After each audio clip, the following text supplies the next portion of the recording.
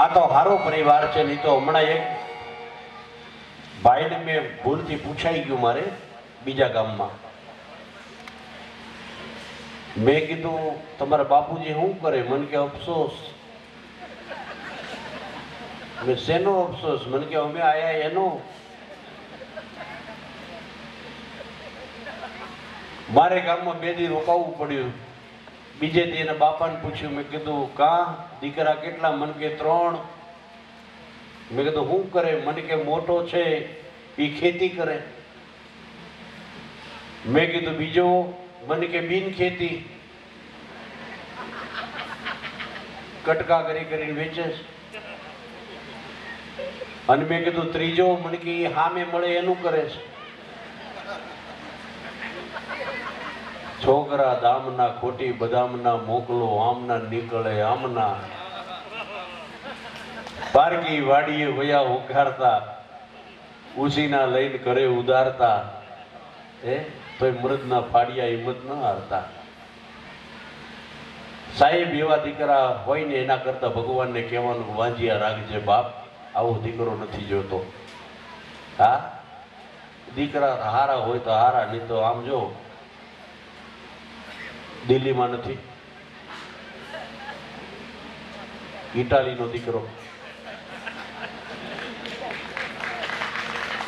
વાહ, સમજે અડધામ તમે આધામ બાજુ સમજી જવાની મજા.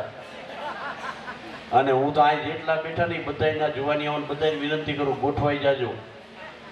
હા, જ્યાં મળે જેવું મળે ગોઠવાઈ જાજો. હા, બહુ ઝીણી ઝીણી જોતા નહીં હવે. હા, કારણ જેને એકલું રહેવું પડે ને સાહેબ, એની વ્યથા અમને પૂછો. હા, એકલા રહેવું પડતું હોય ને સાહેબ, એને પછી મનની વાતે રેડિયો કરવી પડે છે.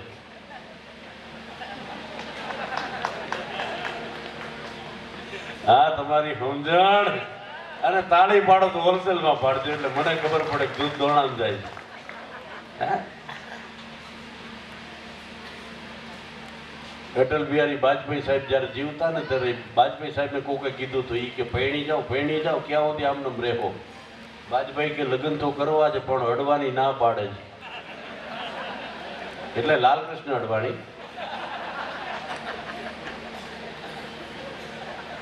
હવે થોડુંક આ વાતાવરણ શું છે કે એકદમ પાછું બહુ ગંભીર ના થઈ જાય એટલે થોડું હળવું કરું છું.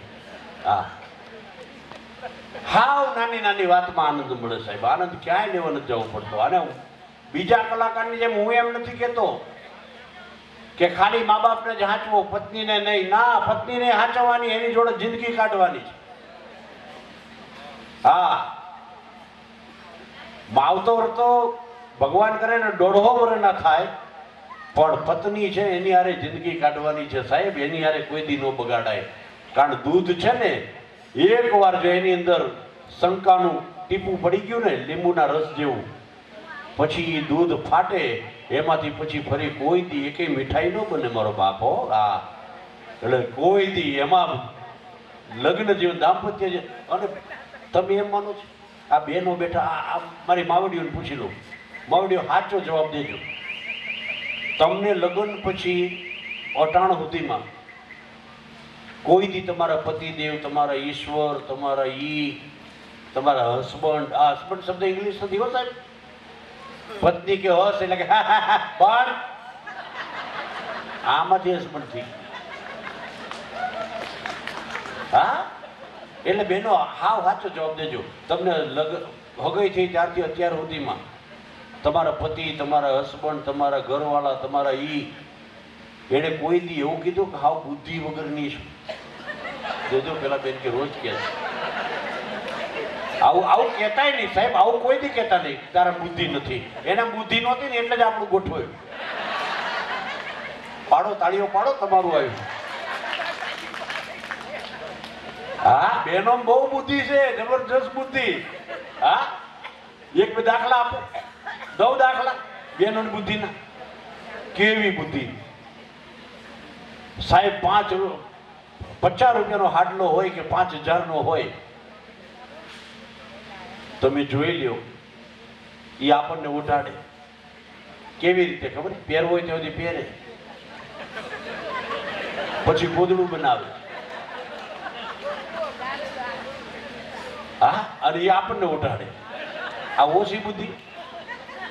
હવે ગોદડા વિચાર કરજો, એમના હાટલાના જ બનાવશે. કોઈ દી આપણા પેન્ટનો લેંઘાનું બનાવી ગોદડું ના. એને તો પોતું બનાવે, પોતું. સાહેબ, આ ઘરમાંથી આ ઘરમાં હાયડી હાયડી આખું ઘર એની પર પગ લૂસી લૂસી જાય. આ ઓછી બુદ્ધિ છે, જબરજસ્ત બુદ્ધિ. એક દાખલો આપું, જો તમારે સમજાય તાળી પાડજો. પતિ પત્ની બહારથી આયા, લાઈટો નહોતી અને તાળું ખોલવું હતું. એટલે પત્નીએ ઓર્ડર કર્યો પતિને, મોબાઈલની ટોર્ચ કરો. એટલે પતિએ મોબાઈલની ટોર્ચ કરી. પકડી રાખો હરખું. આમ પેલા પકડી રાખ્યું, પેલી તાળું ખોલે. પેલો ઊભો ઊભો જોવે છે કે આ ચાવી ભૂલથી ઊંધી નાખી જાણે. 10 મિનિટ સુધી ઓલી મહેનત કર્યો, તાળું ખોલ્યું નહીં. પેલો વિચાર કરે કે હમણાં જો મને આપે ને તો એક ઝટકે ખોલી દઉં, પણ હિંમત નહીં, કહેવાય નહીં. 10 મિનિટ પછી થાકીને પત્નીએ પતિને કીધું, લાવો મોબાઈલ મારી પાસે, તમે તાળું ખોલો. પત્નીએ મોબાઈલ આમ પકડી રાખ્યો. પતિને ખબર હતું ચાવી ઊંધી હતી. સાચી ચાવી લઈને ફટાક દઈને ખોલી નાખ્યું. પણ પતિ મનમાં રાજી બહુ થયો. એ કે હમણાં મારા વખાણ કરશે કે વાહ, કેવું પડે, એક ઝટકામાં તાળું ખોલી નાખ્યું. પત્ની શું બોલી ખબર? એ કે જોયું, મોબાઈલ આમ પકડાય.